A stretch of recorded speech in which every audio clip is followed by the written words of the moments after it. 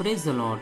నేటి దిన వాగ్దానం: గాఢాంధకారపు లోయలో నేను సంచరించినను ఏ అపాయమునకు భయపడను. నీవు నాకు తోడయిందువు, నీ దుడ్డు కర్రయు నీ దండమును నన్ను ఆదరించును.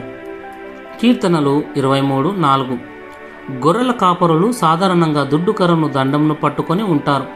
గొర్రెల కాపరి అయిన దావీదుకు దుడ్డు కర్రను దండంను ఎలా ఉపయోగించాలో బాగా తెలుసు.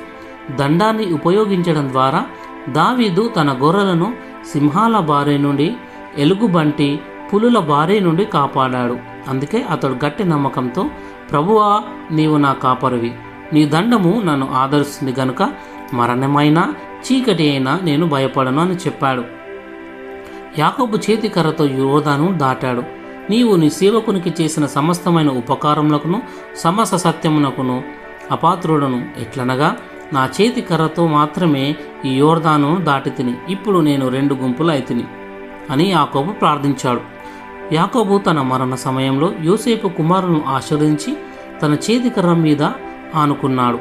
అలాగే పస్క సమయంలో దేవుడు ఇశ్రాయేలీయులను తమ కర్రలు చేత పట్టుకొని తినాలి అని చెప్పాడు.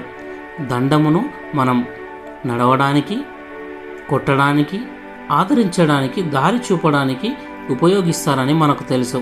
అలాగే దండాన్ని అధికార సూచనగా కూడా ఉపయోగిస్తారు. దేవుడు మన చేతిలో ఒక నూతన దండం అనగా బైబిల్ను ఉంచాడు. మన దండంతో శత్రువుని కొట్టవచ్చు. యేసు ప్రభువు శోధింపబడినప్పుడు దేవుని శక్తిగల వాక్యంతో సాతాన్ని కొట్టాడు. ఇలా చేయడం మనం ఆజ్ఞాపించడానికి మూలం. కాబట్టి దేవునికి లోబడి యుండుడి, అపవాదిని శిక్షించుడి.